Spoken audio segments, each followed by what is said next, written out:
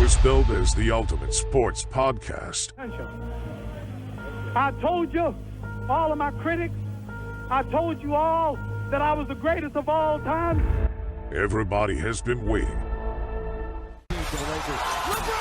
I'm God gifted. He's a bull. I'm the matador. This is the Weekend Guy Podcast, and it begins now. Hello, YouTube. Welcome back to the podcast. It's the Weekend Guy Podcast with Sihle, with Peter and Sihle. Peter is off sick again today, but we'll catch him next time. But Sihle's in the building again, and we've got a lot to talk about this week, Sihle. How was the weekend, mate? To our viewers. Yes, welcome to the viewers. Likers and subscribers. Yeah. The channel's growing. All over the world. Yes. Our international subscribers as well. Indeed. Witnessing history. Yeah. I see you rocking the team's colors today. I had to make sure that I'm rocking the colors so that they know which team I represent. So you gotta rep your I see voice. what you mean, mate. That looks nice, mate. How was the weekend? How was the game? It was a good weekend. Fourth win in a row for us, and we beat them 7-2. So Wow, were they drunk or what? slowly, maybe. Maybe they were hungover, man. Yeah, but we punish them. No excuses. 7-2 No is a big score. excuses. 7-2 is a big score. You truly separate the men from the boys. Okay, wow. Make a statement. Yeah. So normally, as you know, on the Weekend Guy podcast, we like to discuss our heroes, which is the 1996 Bafana team. Indeed. I think the first time we did the strikers, ne? Top 10 strikers top 5 strikers of all time in South Africa. Yeah. Last time we did the midfielders, top 5 best midfielders we've ever had in South Africa.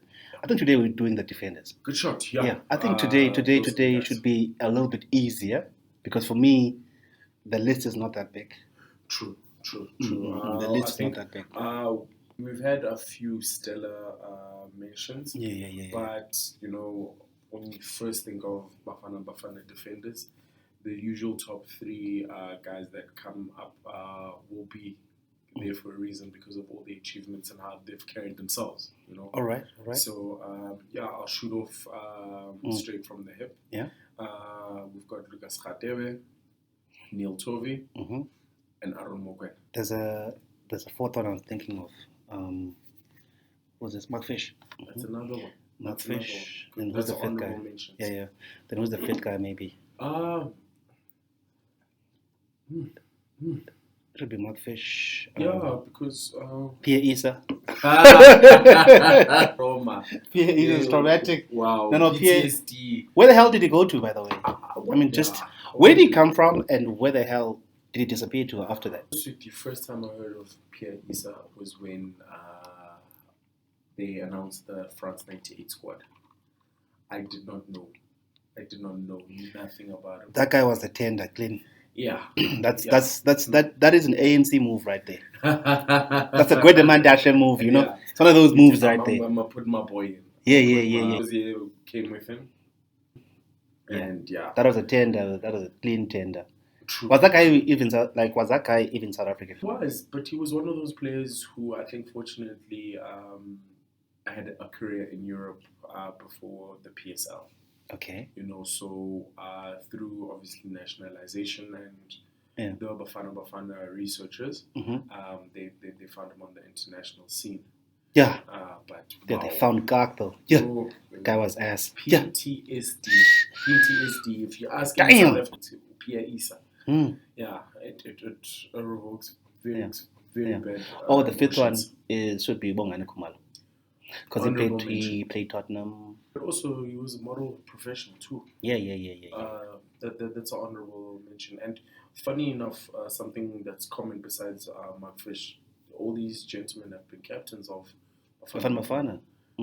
So it says a lot about our list. It's quite. But then let's count it down. Then who's at 5? Who's at 5? I'd put Bongani Khumalo at 5.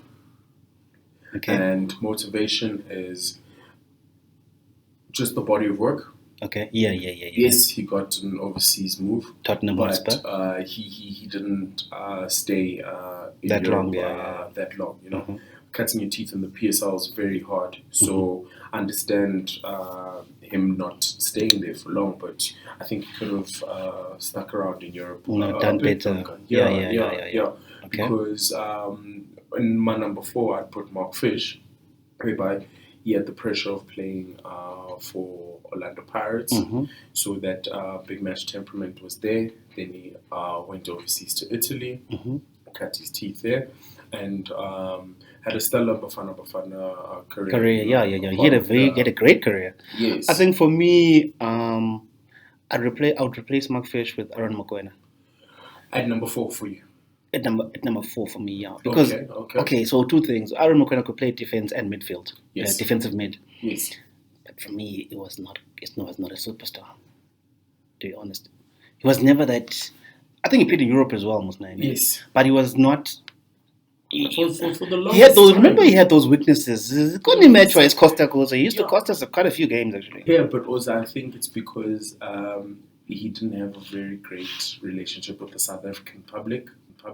Because He didn't. Remember, we hated him at some point because he was but cack. I think the root of that came from the fact that he left the PSL at such a young age. Jomo Sono, ne? Yeah. Jomo Cosmos, man. Sorry. Yes, he had a stint at AX Amsterdam, if I'm not mistaken. But he also spent quite some time at Blackburn too. Yeah, Blackburn, in England, yeah. And I think, if I'm not mistaken, our viewers can correct us here. It was also around about the same time Benny was there too. Yeah. So he's one of those guys that we did not see develop in front of our eyes. And he spends majority of his career in Europe. And then comes back and is then made captain. Out of nowhere, by the way. Yeah, I remember I that. think before Rivaldo Coetzee from Sundowns, Aaron Mokoena was probably the youngest Bafana debutant To be in captain. history. Yeah. Debutant. Oh, okay. Yeah. For me, I still put him at number 4 because of the. Yeah, he was the captain of Bafana, but he was the captain of a whack era. The Bafana were cacked. They were cack. So I think for me, he's 4th based on his. He was captain impact. 2010 World Cup. Yeah, I remember, and they were cack even then. But that team was cack. A few superstars there and there, but they just couldn't get it together. Mark Fish, Charlton Athletic, Premier League. When the Premier League first started on TV, I think it was on SABC3 or something, I can't remember. Yes. Yeah, that's when I used to watch Mark Fish. Charlton with that red and white kit. Yeah, Beasting I in the Premier League. Even today, he goes back to Premier League, they still know him. Recognized defender, very, very good defender. That energy, that hair flying all over was like at another level. I think let's do this. Let's ask our viewers, Subscribers, who then their top 5 would be. Because of course. we've obviously so far got Bongani Kumalo, Aaron Mokoena, and Mark Fish. Yeah, Mark Fish, yeah. So who would they also then add? Who's your top 5? So viewers, YouTubers, just tell us, man. Comment down below, man. Subscribe to the channel, support us. Just tell us who are your top 5 best all-time Bafana defenders. Yeah. Maybe we might be forgetting someone very important. True. So you guys' comments will actually help us remember these guys. Yeah. Number 2? So as I was driving, I was fighting the urge, because you have Neil Tovey Mukoko versus Lucas Radebe. For me, those are the top 2. But I had to give it to Lucas Radebe because he's not only legendary in South Africa. Yeah. Not legendary, also not only legendary in South Africa, but legendary in England. In England as well. I think his story has been told many times, and it shall be continued to be told. But for me, there's a reason why. I think for me as well, what gets him ahead of Neil is the England stint. Yeah. Because Neil never had the England stint, then that puts Lucas ahead because of a different league, higher league, better players. Yeah. But O'Neill captained Kaizer Chiefs Yes. at a very, very competitive time back then. True, but Lucas Captain can say the same thing. Yeah, so Captain Bafana as well. Lucas can say the same thing. So the only differentiating factor is that Lucas is a Premier League legend. Look, I will give Neil Tovey his flowers. He is a South African legend and Kaizer Chiefs cult hero and a Bafana cult hero. Yeah. But there's levels to this. Yeah, there's levels. Yeah. Roo took it to the top. You know, I think till this day, Yeah. he is, outside of Benny McCarthy, the standard bearer in terms of what a South African boy can dream. Can achieve. Yes, yes. Yeah, he You know, is. Yeah. because Yes. you go from the dusty streets of Soweto Mm-hmm. to the cold winter streets of Leeds, Leeds. and you come back a cult hero. Yeah, definitely. They You name know, a bar after him or something. Like that. There's a bar named after him. Exactly. So sky's Sky's the limit. So for me, he's my number one, and Neil Tovey. I think then for me, the view. This will also be up to the viewers. Yes. Guys, feel free to Tell give us. us your top 5, man. Feel free to subscribe to the channel. Push that like button. Push the notification bell on the bottom right-hand corner of the screen. You guys tell us, man, who's your top 5 all-time best Bafana defenders? Now we're talking about 4 and 5 central defenders, Yeah. not the center backs, not the Not the right backs, yeah, left backs. the left backs and right backs. So yeah, so I think these people, Hall of Fame, SA football. Indeed. Those guys, okay, the top 3 should be there initially. Yeah, but they can't Without a accept that. doubt. Yeah, top 3. You know, joining the other guys as well. Just an honorable mention from a talent perspective. All John Mabize. You know, Oh, talent, shame. The weed killed him. The weed. It's the weed. But I think The weed killed him. I won't even say Weed been the talent. weed. It's just discipline, Joe. That is part of the weed and the booze. The weed and the booze thing. It's just discipline. It was weed and you know. booze. But otherwise, that guy was a phenom. Mm. Out and out phenom. For me, in SA football, Yeah. we've only had a few phenoms. If you count Benny McCarthy, if you count Lucas, Stephen True. Pinar, who else? Teko Modise. Yeah. Old John is in that category. Yeah. Talent. Talent. Another one we lost to Leslie Manyatel as well. True. Phenom, Gone too soon. So I think for me, Old John, I don't know how he fucked it up, man. It's discipline, but also I'd like to believe the society that he grew up in, you know, where when you're the first to make it, and also he made it at such a young age. Yeah, Because he was very young. Attending Orlando Pirates, I think before. And Pirates were building back then. Yeah. But you could see the guy, even when he was captain Pirates, but yeah, this guy smokes. Also, that's the thing. How do you go then from just finishing school to then being the richest person in your family? Yeah. And it's not just also, for me, the riches. One can be rich, but the social pressure of being famous is now you're living up to people's standards. And no one's going to tell you no, because why? You've got the deepest pockets. Yeah. And obviously, when people come from a background of poverty, you want to take care of everyone. Yeah. You want to please everyone. And it's so easy to lose focus. Yeah. You know? And look, at the end of the day, he was given multiple opportunities, you know, even in his latter years. And his stories for him to tell. But it's, like I said with Percy Dow, talent and discipline will take you so far. Yeah. Yeah. But talent alone will limit you, and he's unfortunately one of those cases. Yeah. Those. What a shame. But we enjoyed him while he No, was we enjoyed injured. playing. I enjoyed Yeah. watching Pirates back in those days. Yeah. Yeah.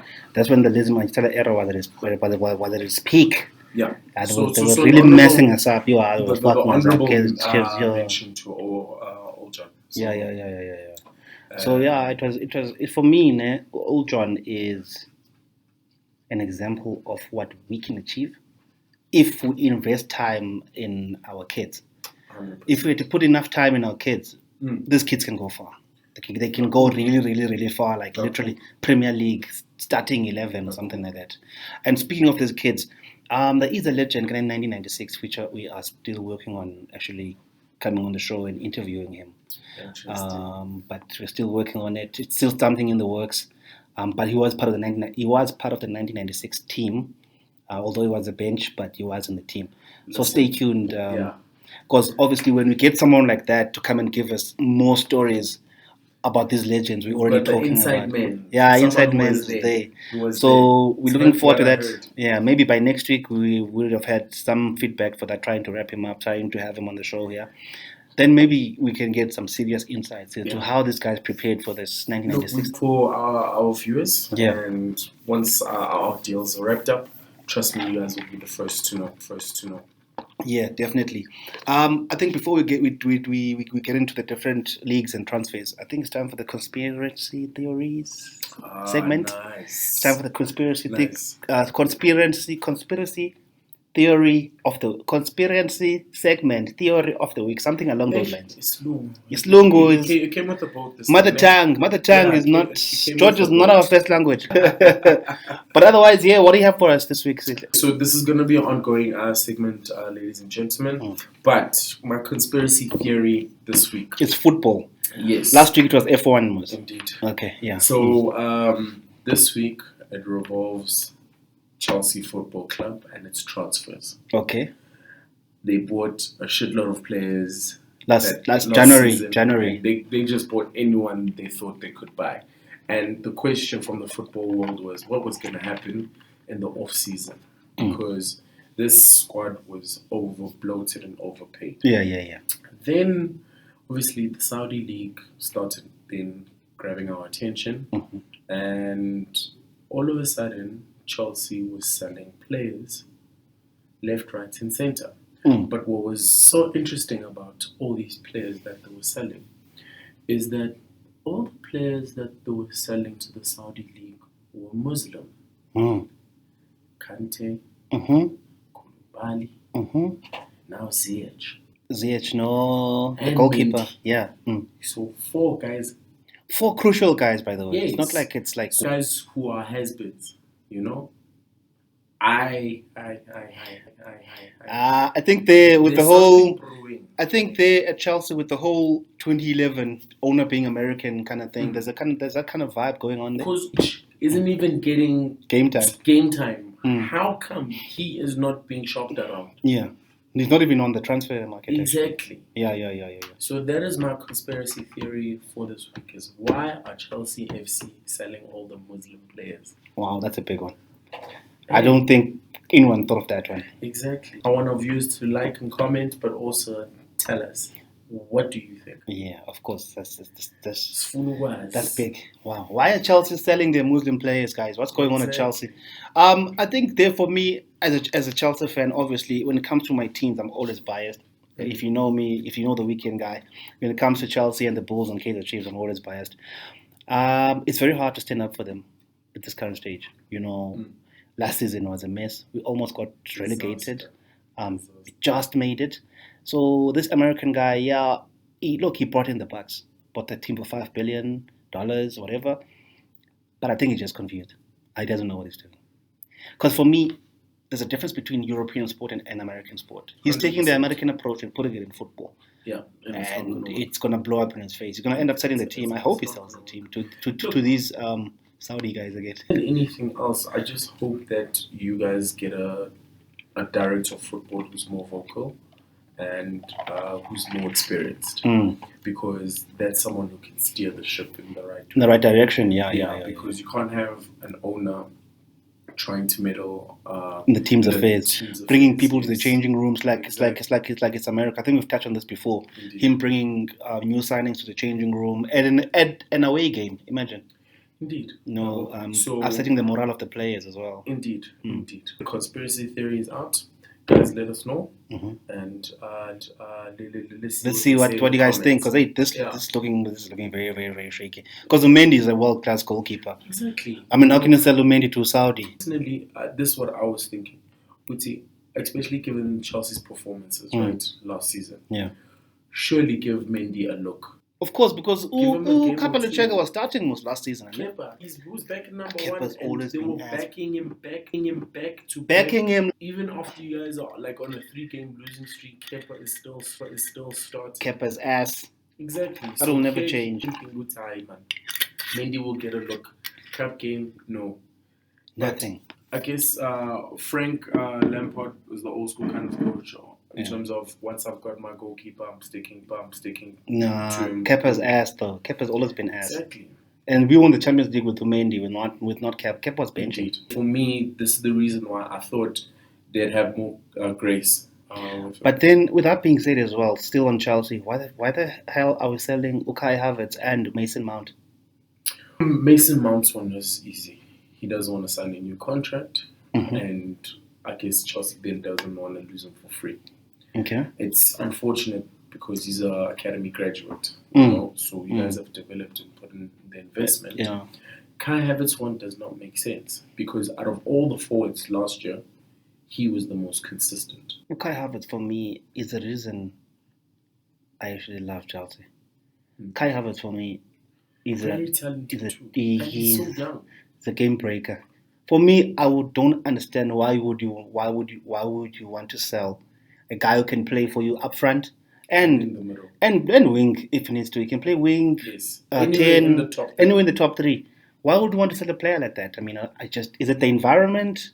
Something has gone wrong? Is it now a toxic environment? Are going to be your guys' strikers next season? Because we sold the cow Lukaku, let him go to Inter.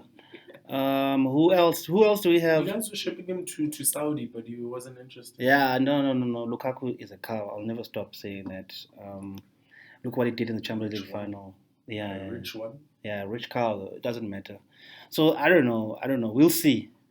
It's still a developing story in terms of if he goes or not. Because I heard Kai Havertz being linked to Arsenal, bruh. Doesn't make sense. Also, it's not just being linked. I read this morning that he had his first part of his medicals.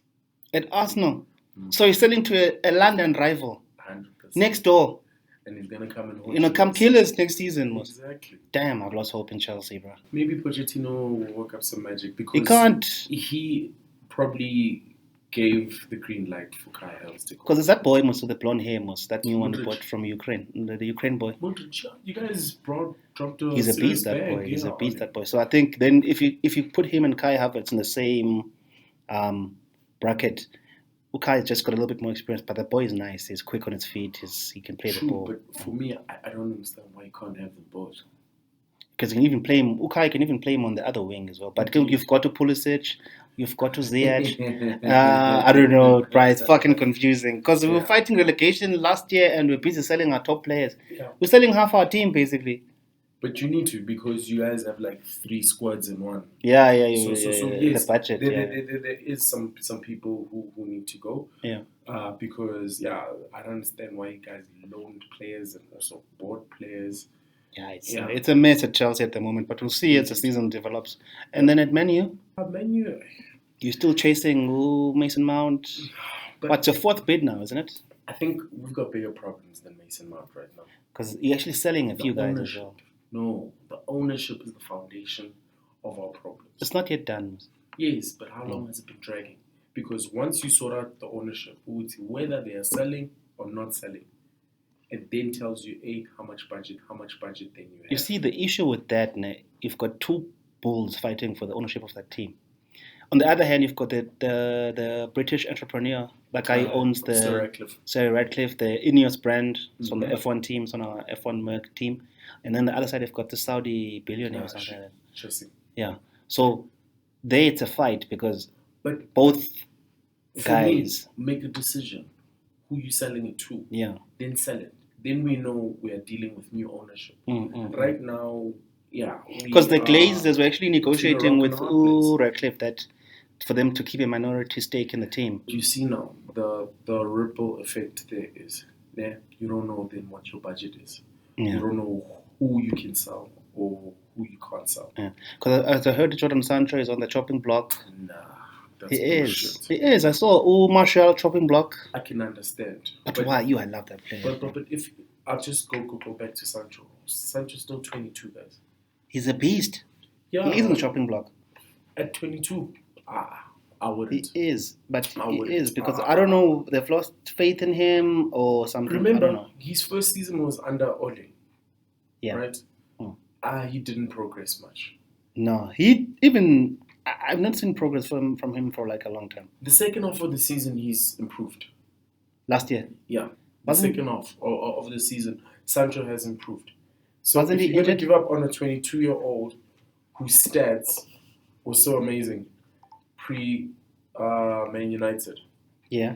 there's a problem with Which yourself. means they can't groom. Yeah, But Ten Hag is supposed to be one of the best groomers in Europe. but he's only had him for one season. Mm. So if you're going to give up on him in one season, then there's something fundamentally wrong with your entire With the club. way you do Because things, yeah. Same as Anthony, right? He's only 23. Mm. These boys are still young, and this is their first season under Ten Hag at Man United. Actually, even Martial, for me, I would never sell Anthony Martial. Let me be honest. Martial, I put him up front next to Rashford. But he likes to play as a lone striker. No, it's fit. How can you rely on someone who can't get on the field? Because he has no issues with the talent. That boy is a beast. He can't stay fit. Yeah, that's a problem with him. You know, you get paid to be on the field. Mm. And if he's not on the field, how can you rely on him? I love that boy. For me, he's very a good talented. Player. Yeah, Yes. he's a beast. Yeah, I he's a think beast. the comments I read during the season, Ten Hag said he is the most naturally gifted finisher at the club. Yeah. Which I agree. Yeah. But if you cannot get on the field, how are you helping us? Give him time. He's still young. No, Martial's turning 28 to 29. Serious? Yeah. Oh, he's no longer young though. No, His time is gone now. Yeah, like Yeah. I think he's been with United about 8 years now. Got him Yeah. 21. Yeah, I still remember. He was a beast when he came. Yeah. But right now the problem is, can you stay on the pitch for 5 games in a row? Mm. And he can't. Yeah. I'd rather have should Lukaku who be there for 5 games. Ah, come on. than someone Really? who's- Yeah. Fat Lukaku the cow. You never get anything from that guy. Yeah, jailer. Yeah. But all I'd want is someone who's fit. Yeah. And the cow, another one, Harry Maguire. We need to sell him. I don't know what the hell But happened. Maguire is a part of my deal. Me, if I was United, I'd approach Tottenham and say, hey, Tottenham, Give me Harry Kane. give me Harry Kane. Give me Harry Kane. Apparently, there's another one who's in limbo, by the way. It's 900 million. No Maguire. No, Maguire. And if they say they don't want Maguire, Defenders. He's the captain of England. You know, Daniel Levy needs to save some I don't face. understand how that guy is still captain of England, by the way. Hey, But with sports politics. even when he plays for England, though, he does have those shaky moments. But at least he's better there. But for me, right, national camp, you are there for 2-3 games. We can hide your flaws. deficiencies. Yeah. I think for me, Harry Maguire was one of the biggest flops Manchester United ever did. Buying him from Leicester But his track record, was great. yes. No, it was not right? great. It was But good. No, Not can great. I tell you what the difference was there with Harry Maguire? Leicester used to sit deep, Yeah. right? So the gap between the defense and the goalie Was not that was big. not that big. And that is Harry Maguire's strength. Yeah. He needs Right. now he needs to use his feet and play the ball. Yes. Play out because from the back. Leicester did not have Ah. so sitting deep worked, right? Now when you come to Man United, most games you have the ball. Most games you expect it to progress. You need to But- use your feet. Exactly. No intelligence at all. Makes Yes, you fun. bruh. It's And like that the guy creates doesn't the train. back- creates the gap at the back, and then that self-doubt. Yeah, of That course. self-doubt. But no, it looked like a lost cow there. Indeed. Like a indeed. lost cow. And it's unfortunate that the mistakes he made were very glaring, but that is the pressure of playing for Man United and then being elevated to being the captain. Captain, not. You almost need to be flawless. Yeah, that guy couldn't.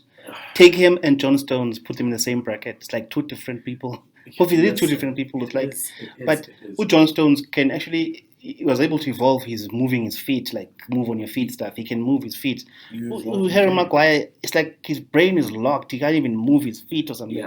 Yeah. So, and that's the problem when someone is technically limited, but also then has low confidence. Of course, yeah. Any mistake. Because it's supposed to work on it. I mean, if it was another player, he would work on his mistakes, work on his weakness. I mean, that thing of passing the ball, confidence, you build it off season. You build that. You work on it. But, you know, if you're an exceptional talent, but if you're just an average one, then that's why I sell him to Tottenham. The pressure at Tottenham and the pressure at Man United are two different. Tottenham don't want him though. Why would they say no? I don't know. They don't Why want would him. they He's say a cow. no? That's why he's a cow.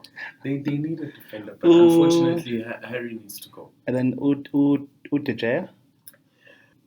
We've offered him a contract. He hasn't signed it. I think for me, to be honest with you guys at Man U, I think it's time for him to move on. I think he's given Man U his life, Yeah. and for the past 5-6 seasons, no reward for it.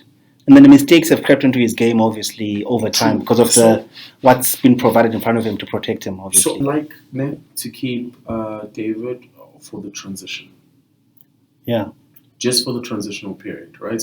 Whichever goalkeeper we bring is gonna be competition with him, and he'll help him get into the team. but then you see now you're making him like a transitional horse, basically. Yes. Remember, and we say goodbye because let us give you your farewell tour. You've served us yeah, very well, yeah, but it must be a reason where he himself, right, sees Uti as in the team has evolved beyond me. Because United is going to evolve under Eric Ten Hag, okay. and right now there's still a part for De Gea to play. But we need a goalkeeper who's good with his feet. Yeah, another thing. Andre Onana, we Yeah. are knocking on his door. We're coming into sell us. Here's 50 million. We're coming. Yeah. Yeah, I think the modern game requires that the goalkeeper is supposed to be able to pass the ball and Indeed. be able to, change it up a bit when it needs to. So, I don't know. For me, Atletico Madrid buys him. He goes there. Spain goes back home, relaxes, but they've got to all back. I don't even think he should go that route. Mm. Get your money up. Either go the Saudi route or go to MLS. Beckham buys him for Messi. Oh, He'll be fine. A funny thing. Because for Man United, if he's not going to Real Madrid, Mm. Atletico in Spain, he's downgrading. Yeah. Right? Mm. If he's not going to Juve, Inter, or AC, Yeah. he's downgrading. Yeah. And none of those teams are looking for him. You should go to the US because I've funny thing I read about where Messi's going. Gareth Bale made a comment that where Messi's playing, whether they lose, they win, they don't care. Doesn't They matter. still love you. Yeah. And that's fine. That's fine. Yeah. Because David De Gea hasn't been in the Spain team, I think, the last 3 years. Yeah, because it's not been good enough. He's old. Yes. Mm-hmm. So his international career is over. Mm-hmm. The Premier League is evolving beyond him. Beyond him, yeah. No, I think it's time for me to leave. Take your money. Yeah, I think for me, Take your money. he goes and leaves. But who else? Harry Kane looks like he's staying put. It's a shame. It's a fucking Because shame. Man United, in its current setup, is short of a Harry Kane to be a contender. Yeah, I Right? think for me, And out of loyalty to what or to who, I don't know. no, they said he must put in a transfer request now because Daniel Levy is blocking again. Yeah, but also I think Daniel Levy, right? If the right amount had to be put in front of him, he'd let him go. But like it's been years saying the same thing over and over. But remember, he's got 1 year left. Yeah. 1 So year left in it's his either you contract. let You him sell go, him this window. yeah, or you don't. Yeah, He's gone for free. yeah. Because if you don't sell him this window, in December he can then sign a pre-contract with anyone. Then he's You gone. lose him for free. So it doesn't make business sense for Tottenham to keep him. I play devil's advocate in this regard. Tottenham knows that next season Harry Kane is going to get me 30 goals. If Harry Kane leaves here, we've got Tottenham table too Champions. much. Yeah. Next season, if he leaves, and we're in the Champions League, 4th place, we can take that blow because we've got money coming in from Champions League football. Mm-hmm. We'll find another Harry Kane. We found him, so we'll find another one. That takes time. I know. I know. Yeah. But that is the risk they're probably saying. But Manny's got an option group besides Harry Kane. Then the Napoli kid, the Nigerian one, Osimhen. that beast. He's not going to be cheap. By But the hence by, why the beast. I was saying, you sort out the ownership, you sort out your budget. Because Napoli will not accept anything. But they've less actually than accepted that he's 150. actually going. They've accepted that, but in terms for the of right numbers, price. I don't think. Price. How much would you want to let him go for? If you're That's Napoli? above 100 mil easy. Yeah. So give me 120 and 30 million in add-ons. I want 5 mil every time he scores 50 goals, and that's gonna be ongoing money. No, because he's 24. That guy's a beast. Yeah, Bag easy. That's easy bag right there. Easy money. 100%, 100%. So I think the whole world is just watching and waiting, but English clubs will tend to panic closer to the end of the window. But he's definitely leaving Napoli. The coach has left as well. But I don't think he will, because who's got that kind of money to spend, and who needs them? Man City, but they don't need him. No, Man City don't need him. They've got Haaland, Right. PSG. I have that money, but PSG is whack. I don't know what the hell they're doing. yeah, but PSG has a cultural problem. Like, the ownership does not know what they're doing. You can buy all the players, but if you don't have a culture, as any institution, There is no culture. yeah, It's just money being thrown at things. yes, and you make it happen. Yeah. That's I think should be a topic that we must discuss in terms of cultural setups. For successful teams. Of course, yeah. But PSG won't do anything while they don't have a culture. Mbappe it's actually, for me, Mbappe is slowly losing value. I don't know if I'm the only one that actually sees that. The longer he stays at PSG, the more his value is declining. Because Neymar wants to leave as well, go back to Barcelona. I don't understand that move, by the way. Doesn't make sense. Would he fit? At Barca, Neymar wants to take over. Maybe wants to take over, be the Messi. But does the team need someone like that to come and take over? Because maybe he's thinking, it's my time to take over. So I think what PSG also has failed to do as an institution is what Argentina failed for many years with Messi, right? Where you need everyone pulling in one direction, knowing that this is the man. You don't need anyone else who thinks they can compete on the same level. So do you think Neymar would come in and be the man? I think he's and wanted to be the man, which was then fine, but he got there and Cavani was the man already. Not Cavani, it was Zlatan. Zlatan. Zlatan was the man. Cavani was also another, I'm the man. Right? So not everyone's pulling them in the same direction. You ship those two guys out, you bring in Mbappe, comes with the same attitude, I'm the man. So up until the entire system pulls in one direction for one person. Maybe at Barca he might have that. Build a team around him. Who? Neymar. Nah, but it's too late. He's old now, though. Yeah, he's old. He's no longer a winger. He's like in the Messi latter years of his career now. He's the central attacking mid, but whereas was a wing was. I don't see him going back there. Yeah. For me, I don't think a change of coach will make a difference. But either Neymar or Mbappe must leave. Yeah. Because Neymar had a good season. Mbappe has not renewed, by the way. But you know what? How do you sign an exceptional talent like that to a 2-year contract? Because maybe that's what he was willing to give. No, but right. The moment you guys agreed to those insane numbers, Mbappe, you got to tell him, listen, we're sitting 4 years, 5th year's optional. But you cannot throw those numbers. And he says no. And say 2. And he says no. 2 years. And at that time, what? Mbappe is not even 24. But I think then if he leaves PSG, the next destination should be us. It's Madrid. Yeah, but it's Galactico. El Galactico. I think the Mbappe Madrid transfer is inevitable. Yes. It is inevitable. Unless some other club is going to come with a proposal. No other club. Yeah. It is inevitable. Yeah. Our number 9. If Vinny didn't take the number 7, he had it loaded. No, we gave it to him for a reason because he's fine on that 7. Yeah. Maybe it's a clear out and out 9. Or 10.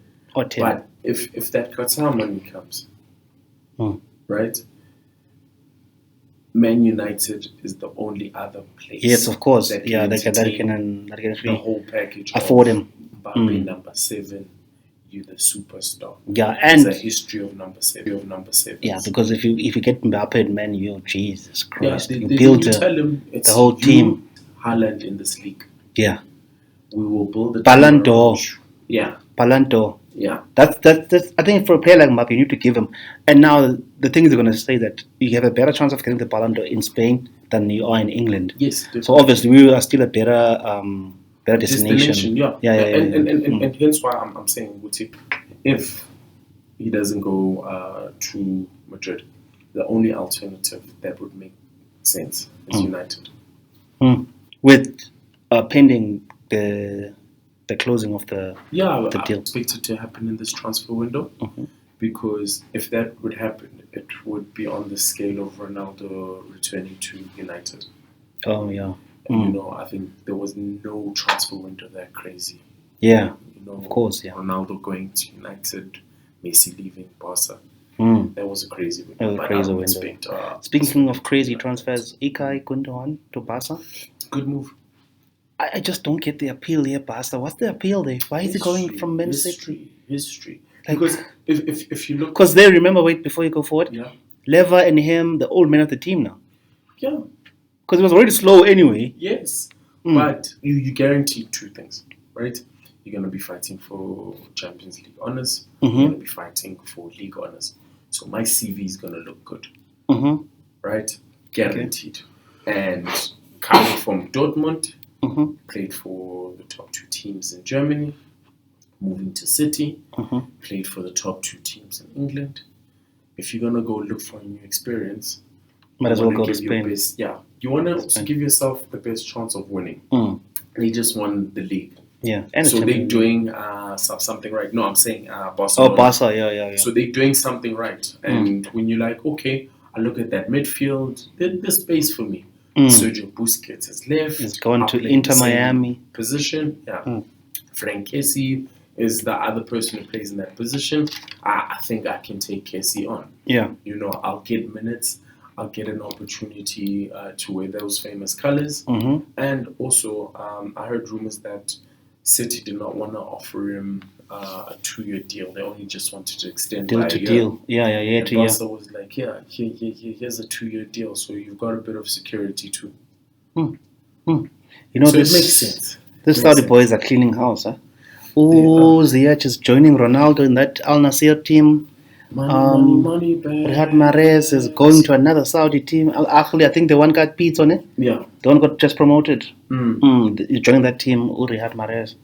So like that league is going to be actually going to be watchable. It's going to be full of superstars. Why? I don't Super think Sport should hook us up with the broadcast rights. No. For 4 teams. No, they're not 4. No, but what So I'm like saying 10 of them or something. Yes, but there are only 4 interesting teams. Yeah. You see, yeah. had these transfers happened 5 years ago, I'd agree with that statement. Yeah. But remember, look, even the other smaller teams are going to start getting into the picture as well. Yeah, so it's like MLS, buying Beckham in the latter years, buying Messi now in the latter years. We're not going to tune into that. Yeah. Because also, why there's such a following regarding Europe's top 5 teams, there's history there, and it is competitive. In England, every weekend results are unpredictable. In Italy, the top 4 teams are gonna perform. Yeah. Their players. Yeah. It's not just a name. There are a couple of names across all teams. So for me, it's a case of you're trying to break people's habits. Okay. Why should I stop watching Inter and go watch Al Nassr? Because there's Ronaldo. Yeah, CR7. Ronaldo who's 38. Legendary CR7. Yeah, People Ronaldo believe till he hangs those boots up, he's still CR7. There you go. playing against who? Playing against Koulibaly, Benzema. I mean, that team got Benzema with Benzema up front with this guy Kante in the middle. Versus Ronaldo with Ziyech on the wing. That's watchable. Watch Haaland versus Rashford. With that ugly kid, though. Got some ugly kid. Exactly. Yeah. Some ugly kid. Exactly. But the landscape is changing, man. I mean, It is, but it's gonna take more than just marquee names. okay. It's gonna take more than marquee names. There's a culture brewing in Paris Okay. of late, of the PSG fans hating on the star players. The Messi thing. I think they were booing him or something like that. Ungrateful. That's the word. Yes. Great word. Yes. Goes back to what I was saying earlier. Yeah? Uguti, what is the culture of PSG Football Club? There isn't none. There is You none. know? So, because when you ask, Barcelona, you know this Tika Taka. When you think of Madrid, Galacticos. You know? What when is their you culture? think of PSG, yeah, the first thing you think of is, are they firing their coach because they did not win the Champions League? So, what is the standard that you are setting? Is it Champions League or nothing? There's none. Exactly, because I coach, I win a marathon of a league. Yeah. I'm setting my own culture, Yeah. but I don't win the Champions League. Okay. So you kick me out. New coach comes. He has to now set a new culture. I wonder how many coaches has Neymar played under the PSG? How many coaches has Mbappe played under? I think the PSG project is falling apart. 100%. And look, I mean, how can you have Messi and fail to win the Champions League? Messi was able to deliver the World Cup in the same year for Argentina. you can have the most talented players, but if there is not a culture and a system, But remember, those guys had the two best players who played the World Cup final. The two best in the same team. But they couldn't win the Champions League. 100. That should be a classic example to PSG. France has had Didier Deschamps for what, 8 years plus? Yeah. He set a culture in the France national team. Everyone who walks through those doors knows what time it is. Yeah. Right? This is a one-step job with all of his heart there. Yeah, but unfortunately, you can't fire a coach who's just been to the final. Who's been back-to-back finals. Yeah. Why are you firing? No, nothing. Exactly. With Argentina and Scaloni. Scaloni had 4 years to work with the team. The team, yeah. And they won Copa America. Yeah, they won Copa, yeah. Yeah, and then they go win the football club. There is a culture and everyone is pulling in one direction. Yeah. If you're changing your manager every season, there's nothing. We might as well have an exhibit match for you guys because we are putting all the stars together and we're like, go play. So we've got the World Cup coming up. Yes. It's almost the 8th of June. So on the 8th of June, we've got a once-off sort of planned, all of us get together kind of thing. Is it really going to be a once-off? No, it's not. But what do they call those things when two shows come together and then when we are merging? Yeah, emerging show, whatever they call it. So for this show, as a start off as an opening to the studio, we're doing a merging show whereby we've got the other crew as well from the other podcast, which we call Unrize. Then I have the Weekend Guy podcast crew as well. So all four of us, give or take. Check out our channel. Check out our channel for that. Those vids, like and subscribe as well. Behind the scenes, sort of watching the match and discussing the match, what we get up to behind the scenes. What are we drinking? Obviously, we've got water and so on. But watching the game, opening the season. It's going to be a very interesting season for the Boks. We've got about what are the matches on that day? The Boks are playing Australia, New Zealand, Argentina. But that's like early in the morning, that one. Obviously, we've got then the next week, we're going to New Zealand. Okay. Then the week after, we go to Argentina. No, Argentina comes here at Emirates Park. Championship's going to give us a lot of content. Of course, yeah. I'm looking forward to that. Emirates Park. Then after that, we go to Argentina for a World Cup warm-up friendly. Okay. From there, we go to London to play the All Blacks. The All Blacks in Twickenham. Twickenham. Then we play Wales at the Millennium Stadium. Then the World Cup starts. That's going to be good. Yeah. So it's about So we're in the business end of things, eh? Of course, yeah. I mean, the Boks are already in camp. New Zealand is coming together this week. They've put out the team. Australia is coming back together this week because Super Rugby ended last weekend with the usual Crusaders ruining New Zealand rugby. I wrote in the group that, how can this result are so obvious? Yeah, look, there are a few things in life that are obvious. Death, taxes, and Crusaders winning Super Crusaders, Rugby. come on. It's no longer even about betting anymore. We can't bet against them, especially when they get to the final, which they seem to always do. True. And for me, it makes that tournament boring. Yeah, but also I think, look, shout out to them for still having Super Rugby. With the South African teams leaving that competition. Yeah. I had my doubts in terms of that competition surviving, but the fact that we still have a keen interest in it A minor shows that interest coming from a South African, which yes, a minor they call us interest. suffers. So a minor interest from the suffers. Actually, it's just something to read about. Yeah, but also it then shows that South African rugby made the right decision to go the URC route. Of course, you are So no, definitely. because our rugby is for the better. There. Yeah. So Speaking of the Springboks, a few. I'll start off on the injury update to see us still well on track to play maybe the Wales game, or the Argentina game. Not me. We can't put him in. Yeah, don't rush the man. Don't rush the man. I think no, he said he's on track to maybe one warm up game, but 30 minutes into it, that's fine. But for the Australia game, as far as that, we are going to be almost full strength. I think the coaches will be trying out the combination of this Arge and what's this guy, maybe a Luot in the first half. That's my prediction because Eben is still injured. Yeah. Or well, give or take, on making his way back. For my prediction for that team should be. Where would be Ori? Yeah, the bench. Okay. Bomb squad. Okay. Bomb squad with Jean Clean. I think he's going to make his Springbok debut. In that Australia game. Okay. Since we are experimenting and sort of. Do you think they're going to send two different squads? Yeah. As soon as that game is over, the other 15 are leaving for New Zealand. Okay. Then the other 15 are staying behind. Do you think they'll leave before? Or that's what I was thinking. But normally they leave after or during the week. Somewhere there, but they do leave. So they're going to leave. The other 15 or 16 or 20 minutes squad are going to leave. Then the remaining ones. I think with Elton, because Pollard is still injured. Yeah. So with Damien injured. So I think if possibly Manilipa should start at 10. Yeah. Then Elton on the bench. Okay. Happy with that approach. Yeah. And then at 12, Dialindi is fine. Yeah. Stays in, is fine. Lucanio as well should be in the team because his knee has healed properly. Okay. Plus he needs to get back his form. That World Cup. That because he's a world beater when he's on form. Yeah.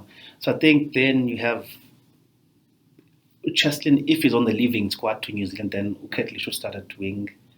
Would you let Cheslin play in SA or No, in New Zealand obviously. You need a full strength there. Okay. To test your team because remember that in New Zealand you play your World Cup final team. The World Cup final. If you make the final, you test them against New Zealand. Okay. Then against Australia, you play your backup team. Not backup, but your team. Guys are knocking on the door. Yeah, knocking on the door. Team. So you take your. Call it that. Okay, so let's do it position by position. Yeah. I think you take Ox to New Zealand. Okay. I'll leave with Trevor to start this game. I take Ox, Ubongi, obviously Malcolm Marx, but Joseph Trevor, he plays Australia game, but who backs him up? Yeah. Becomes a bit shaky there. Because we're blessed in that regard that between Ubongi and Malcolm Marx, it all depends who's on form that week. Yeah. There for us, because of the bomb squad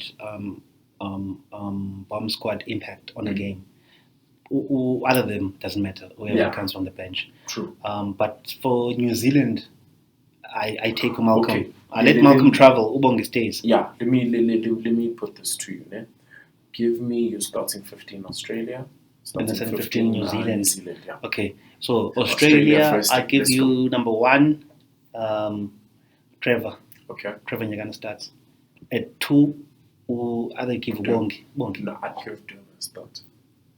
Okay, because it's the first game. Oh, you Durban want for me is bench. Okay. Okay, number 3, I put in because Pat Spencer is traveling. Yeah. It's Ukichi. Okay. Ukichi plays.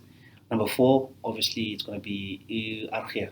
Okay. But Arge, with him is a bit shaky because of his knee injuries and so on. So you don't know what level is he at to start a game. Okay. Maybe I'll have him off the bench, then have Marvin start, Marvin Orr. Okay. No, Lut Diaga. Okay. That's a solid. Lut Diaga. Then Uyeben is injured, but Lut is traveling to New Zealand. He has to go to the team with New Zealand. Then flank, obviously, you start Lendwanius Thomas. the old man, yes, Thomas, man, the guy. Free. Yeah.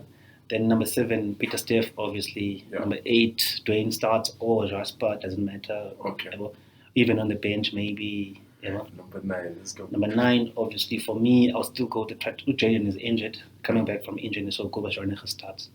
Since Faf is moving to New Zealand. Okay. Kobus Ranege starts. This thing of Grant Williams bench, but this hype. For me, Grant Williams, and this is where me and Price always argue on the other podcast. If you guys catch the old episodes of Unis, this is where we get a standoff point. But for me, Grant Williams is not on the flight to Japan. To France. He's a standby. Okay. 5th choice. No, not 5th choice. 4th choice. So wait, who would be the backup for the Australia game? Okay, so we start to Cobus. Yes. Him, Grant Williams. Okay. Because Faf is off, Jaden is injured. Okay. Yeah, so Herschel doesn't No make it. No, doesn't. Oh, you can even. It's a throwback between the coaches. If they want to test out He comes Herschel. from playing the URC final. So I was. So you're telling me you can put it. Crucials dropped to number 5. In number 5 in the pecking order, yeah. Behind But Williams. you see, it's a throw off there because if you look at how the Springbok coaches do their coaching, they don't discard their players. Yes. Every player is given a chance. Indeed. So I think Herschel will be given a chance as a bench, give or take. But the starter would be Kobus Ranege. For me. Because you need to give him game time. Kobus, get back in the system. He's a beast. Against Australia, who are you starting? Kobus. At 10. Or Mani Lipok. Okay. Lipok, then with the Elton on the bench. Sharp. And the 2 wings? 2 wings, Curtly Arendse, number 11. 14, I'll play Kenan Moody.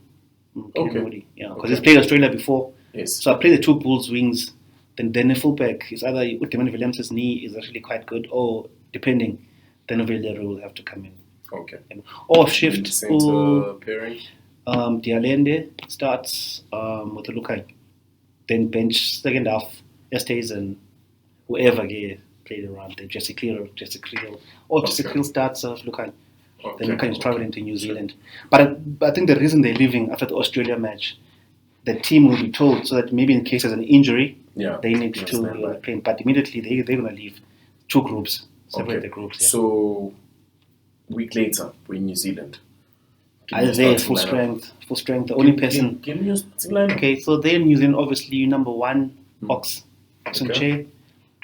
If Ubonge has played the previous week, Malcolm Marks. Okay. Yeah, and vice versa. And vice versa. And then this guy, Malhelbra, but Spencer. Okay. But depending, I've never seen this guy, Malcolm Marks, scrum with Ox. Okay. Because remember, Ox is short. Yes. So I don't know, and Malcolm Marks is tall. You forgot to Vincent Koch. I wanted to ask. Vincent Koch obviously is there in the mix. It's either New Zealand. Okay, in New Zealand, Vincent Koch goes. If one of if Trevor stays, Vincent Koch goes with the other guys to New Zealand. So Ox, Malcolm, Malhelbra up front. 4 Arge, if it's fit. 5 Jean Clean. Test him out. Give him the ultimate test. Oh. Yeah, because because you need to give him the ultimate test to see if he's going to cope under the ultimate test. Okay. Because I believe that no player will make the World Cup playing having never played in New Zealand. So if you've never played the New Zealand game, you're not going to make the World Cup. Okay. Yeah. Because that's the litmus test. That's the litmus test for us as South Africans. And then obviously at 7, Peter Steff again. Okay. And the then same combo between Jasper. Now you play Jasper actually with Dwayne on the bench. I wouldn't play Dwayne the start. You play 6, that Thomas Kid again, or Kwacha. Okay. Kwacha Smith is in the mix now. Okay. Because Kwacha covers you in many positions. Yeah, so you can play 6 easy, and Kwacha is a beast. He can dominate a game. He starts Kwacha for me. If Dion Forey started the Australia game, Kwacha starts the next one. Yeah. At 10 again, depending on Pollard's fitness, Damien Williams, depending on their fitness and how they are, if they are available, they start. Okay, so hypothetical situation. We don't have Andre, we don't have Damien. Damien, obviously, then it's Who starts? depending on the game Elton has on the Australia game. If Elton plays well in the Australia game, due to experience, you start Elton. Okay. Because he's played many All Blacks games before. Yes. You see, here's the argument I'm always having with people. Yes. That when you're picking a rugby team, you pick according to experience. Elton Yankees has been in the fire. He started many New Zealand games before. Experience is key. Yeah, well, then bring in the youngsters. So in that game, if no one else is available, Pollard, Damien, this boy starts. Elton, then Mani is bench. Okay. I know this is a controversial decision, but it's a logical one. it's a logical because of experience and the game. You want to because you remember, even if Elton doesn't make the final World Cup squad, you need to give him enough of an opportunity to actually prove himself that I want to make the World Cup squad. Yeah. Unfortunately, if he's on fire, then it's difficult to it's going to be very, very difficult to actually pick the final squad. We've been saying Mani Lipok. But if Elton Yankees comes back and is on fire, it's a toss-up. Then it's up to Rassi. Fair enough. Do you understand what I'm saying? And a contributing factor we put into any selecting any squad is experience. And which you cannot disregard. Yeah, you can't just toss it out the window. So, let me ask this. If we were still playing Super Rugby, would that be a better case for Mani Lipok playing New Zealanders? Yeah. Yeah. Okay. Definitely a better case for him. The fact that we stopped playing for 2 years in New Zealand Because remember, has stripped him of that. I'm still of the belief that World Cup playing bound Springboks should have had the New Zealand litmus test, Yes. regardless of when. So even if they have it You this must face season, that haka. you must have seen the haka in order for you to say you are in the World Cup team. Okay. First criteria for me, you must have seen the haka. You know? Second one is that I can see the people with the hype. Well, okay, Evan Ross, whatever. Okay. The fact is, the coaches, there are going to be some surprises there, which we're not expecting. Some people are going to stay behind, which we're not expecting. Yeah, I'll make a comment after the rugby championship. Yeah. I want to see what they're cooking first. There are going to be some surprises. There is always, in any World Cup year, there is that one player who's like, yo, We didn't expect you to be Shit. here or to be left at all. stayed behind. Estates in last World Cup, yo. Do you understand? Yeah. So there is going to, so expect the unexpected, because Orasi have got their own plans, True. which they know, we don't know, the rest of the world doesn't know. Okay, so let's finish the Springboks. Yeah, okay, backline. so obviously 14 Cheslin, 11 Mapimpi. I know people don't believe in him, but obviously in a big game like that, you need the big game players. Yeah. Experience counts. Indeed. Blooding them and saying that, no. There's Australia, there's New Zealand, there's Argentina to blood them. Not New Zealand, because there you want to see your World Cup final team. Yes. How they're going to cope Yeah. with playing that pressure away. Remember in 2018 when Cheslin broke into the Springbok team? They won a game in New Zealand there. Mm. And especially I still remember. the team that won that game, if you look at it properly, is the World Cup Majority. final team. It's the final team. Like most of them, 99% of the team who won in New Zealand, except for Apuwe Janji, I remember he was not there. But the team who won when Cheslin scored that try and we won, most of them, if not all of them, were in the World Cup final 2019.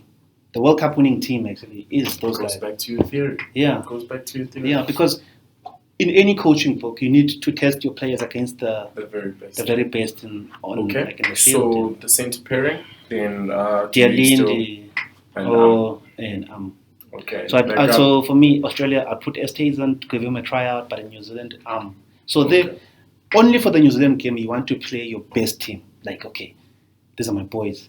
How are they going to cope? And fullback still sticking with you. No, Villiers, obviously. Okay. Yeah. Okay. Then, so only in New Zealand you play your best team. Okay. Almost close to fine. World Cup. That's Even other coaches, that's the game they're going to be looking for. Okay, how are they playing? And remember that game is so nice that it's an away game. Yeah. Not a home game for us. So essentially, Pressure's on them. it's replicating what they would be experiencing in France in the quarterfinal if we meet New Zealand. Yeah. So we're going to play them twice now. Play them in New Zealand, then again in England. Yeah. Well, So- then on the second game, you don't play your real team. You hide because you don't want to give it out. No. Give it all You away. give Joseph Dweber. Joseph Dweber, those ones. opportunity. Then you give those. You hide now. Shout out to Joseph. by Shout the out way. Joseph Dweber, by the way. We're big fans. No, I'm not. But anyway. So so it's all about the key thing is not to overplay your hand before the World Cup, because for a very tough group. I mean, you've got group of death. Yeah. Like our entire part is path of death, basically. We can go out at any time. If we mess up in the group 1 game, we're gone. If we mess up in the quarterfinals, we're gone. Like, it's just like that. Okay. Yeah. Fair enough. Yeah. So we've got to plan But players, yes, we've got a big, strong squad, but obviously they're going to be strategically playing chess. It's a chess game now from now on. Come 8th of July, if you're a rugby fan, you must know. Now chess, it's a serious chess game. True. Every move. My follow-up question is, who's the dark horse from the rugby championship teams? And why? To win the World Cup. Australia. Obviously. Because they've got an easy path to the final. Literally. They can walk in. They literally walk their way to the final. And you believe Eddie Jones will have them prepped? Of course. I mean, in their pool, I think it's Pool D and Pool C. Number 1 seed is Australia. Number 1 seed in our group is England. You've got Wales and Fiji. And Argentina's in that group. So obviously Australia beats everyone. They make quarterfinal. So it's either they meet England or England's number 2. Yeah, so they move on from Wales. I think it's also the mix there. So Australia moves on quarterfinal. They're through semi-final. They meet. Now they come to meet one of us from our side. But remember, from our side, 2 of us already been gone. Would have eliminated each other. 2 of us, like 2 top contenders. So New Zealand is either New Zealand, South Africa, Ireland or France would be gone. 2 of them would be gone.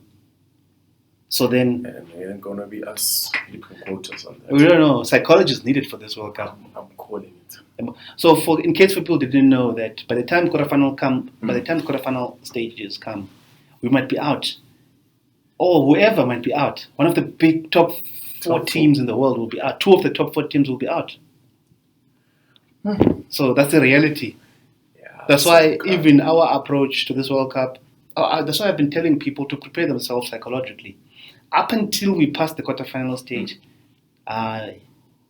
it's shit. Or rather, the World Cup shitstorm. starts at the quarterfinal stage. Yeah, it starts there. No, it starts in our group because we need to play Scotland. Yeah. We play Ireland. We play Tonga. Yeah, I think and people are taking Tonga for granted that it's going to be washed them over because they took some new players and so on and so on. But we will make it out. I'm hoping.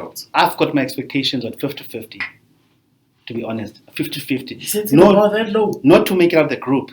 Quarterfinal, 50-50. I don't want my heart to be broken, bruh. If we come about, imagine quarterfinal we will play in New Zealand. Because it's either New Zealand or France. One of the 2. We want them then. Let's eliminate them then. We must die then.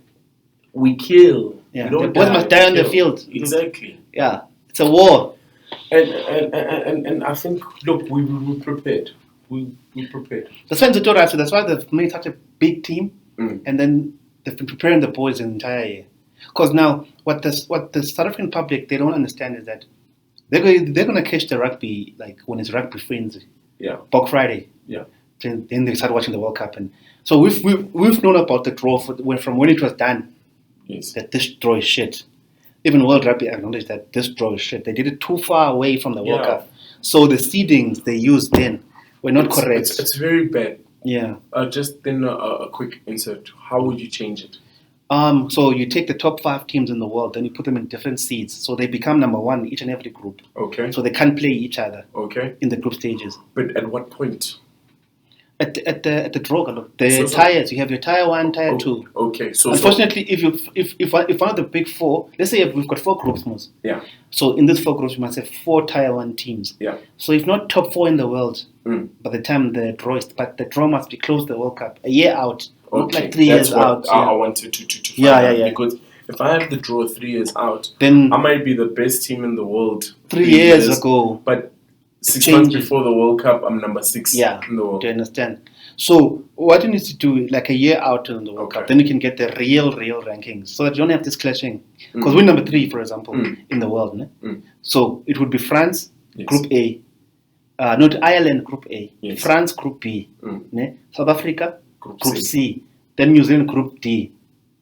And look at that. Do you understand? Then everyone else can then number 5 slots in. So obviously, if you're number 5 downwards, unfortunately, you will get a top tier team. So everybody gets a top tier But team. it's either number 1 versus number 5, which sounds so much Sounds better than number 1 3. versus number 2, and Yes. it's so messed up. Number 1, 2, 3, and 4 eliminating each other in the quarterfinal.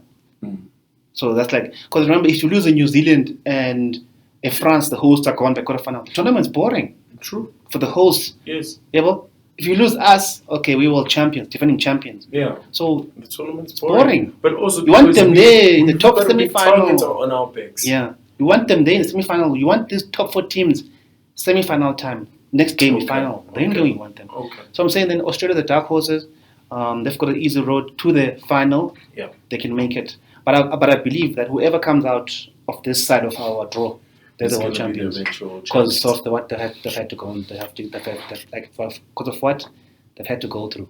But remember, there's those dark horses, England. You meet them in semi-final time, and they're a whole different beast. Yeah, England semi-final, they hold different beast. I don't think that side of the draw is that special this year. No, there's nothing.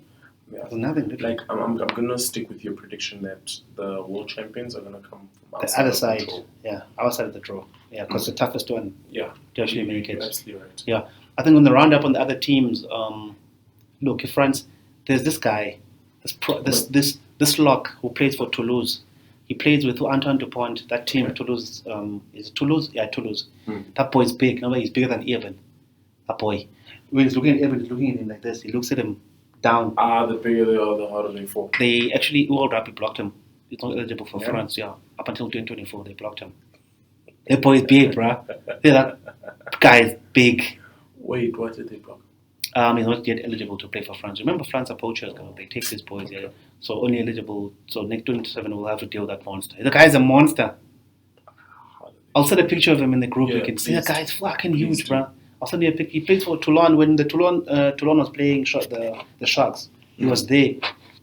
Okay. Okay. So, quick one for our viewers, right? Please send us your predictions in terms of who will be in the Rugby World Cup final and who are gonna win 2027.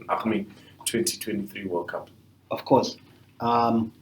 Betting odds, Springboks are not the favourites, by the way. Obviously, France are the favourites. But I think another litmus test, opening game of the World Cup is already a litmus test. France are playing New Zealand. So if they lose there, they're already number 2 in the group. So if France loses against New Zealand in the first game of the World Cup, whoever loses that game is playing the number 1 seed of the Ireland of our group. So if New Zealand lose the first game, They're gonna be playing they're going to be playing us if we're number 1. If France lose the first game, they play us if we're number 1. If we're number 2, you play New Zealand. So we're fucked either way. Like either way. You understand? Yeah. This is where it's going to be a true litmus test. That's why I'm saying to you, for me, my psychology, my psyche is actually adjusted to any possible result. I don't want to get a heart attack. I'm gonna be positive. I'm calling it. We're going back to back, guys. I'd love back to back. I love, but this would be the toughest back-to-back to ever do. And and if you know Rassi Rasmus and the Impossibles. Yeah. Because my predictions for 2023 in sports so far is 2 things. 1, we're gonna go back to back. 2, Red Bull is gonna win every single race. Oh in my F1 God, 23-0. this season. Damn, that's actually a possibility. Yeah. But I just read. Okay, we're gonna come to F1 now. Let's complete the rugby. So I think then what else? Curry Cup. Well done to the Cheetahs. Yeah, well done to the Cheetahs and well done to the Pumas. Yeah. You know, for making the final again. yes, yeah. it is brilliant to see that last year wasn't a fluke. A fluke, yeah. And they bring something special up in Mpumalanga. Mpumalanga, yeah. And they must just pump more money there, and it's always nice to have a spread of power in terms of South African rugby. Yeah, I feel like it's our development hub. Those Yeah. players move to the Lions, move to the Bulls. Our rugby's. Then we put in more varsity boys in that team. Yeah. Our future's bright. It's glad that they're actually playing Curry Cup finals. You know. Yes. Yeah. It shows that look, our talent pool is vast, and there's a place for everyone. Yeah, you know? no, definitely. Because it's also maybe easy to give up like on the Springbok dream if you don't make like the URC team. Yeah. But if you are in Curry Cup finals, your CV says a lot, and also it's the next step. The next step to UFC easily. And eventually So I think we are actually covered. And then congratulations to Ron Pino, 88 box Springbok. They were actually called for him to be called in. I'm like, fuck no. No, boys. No. He served us well. His time is done. His time was done. Let the man enjoy his cheaters days. Yeah, his cheaters days and wrapping up his career. We can't be going backwards. Yeah.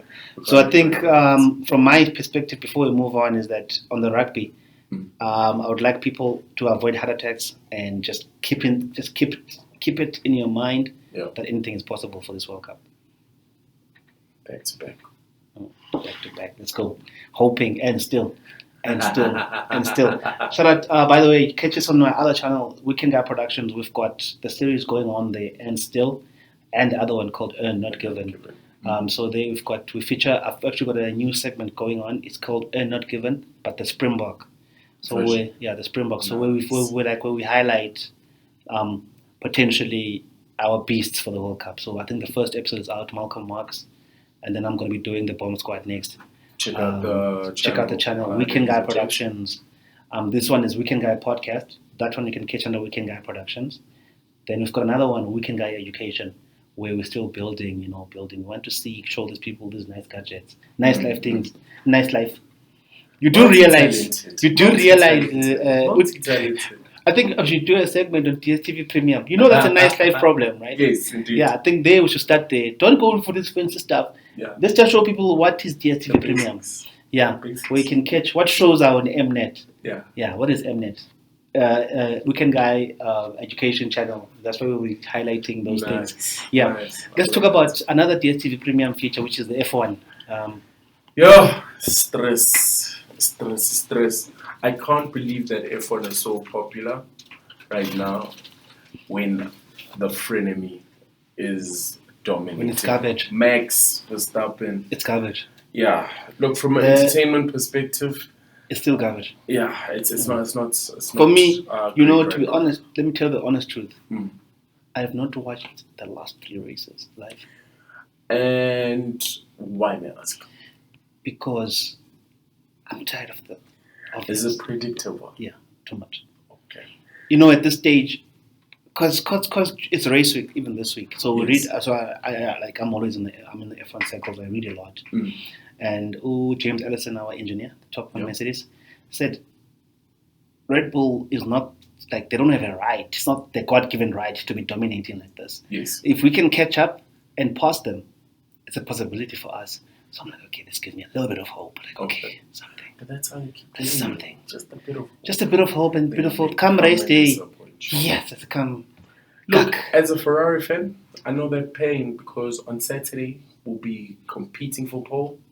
And then Sunday you get blown out the water. Oh my God. So, I don't know. Something needs to be done if one wants to maintain its relevance. Yeah. But predictable results like this is not entertaining at all. For me, that's what kills me. Because I'm like, nah, man, Sunday. It's Max Verstappen and everyone else is racing for second. Then for me, honestly speaking, if it's going to continue like this, I'm going to only watch I'm going to watch first practice, FP1. Just to see who's up to pace. But if I still garbage, FP1.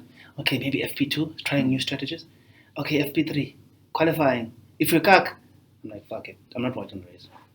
Just watch the highlights. Yeah, I hope everyone is taking note. Yeah. For me, it's not entertaining at all. It's garbage. Yeah, to go back to what you said earlier, right? Red Bull has earned the right to be where they are. Yeah. They've built a monster of a car. That's last week's conspiracy theory, by the way. Yeah, but we don't want to take away props where it's due.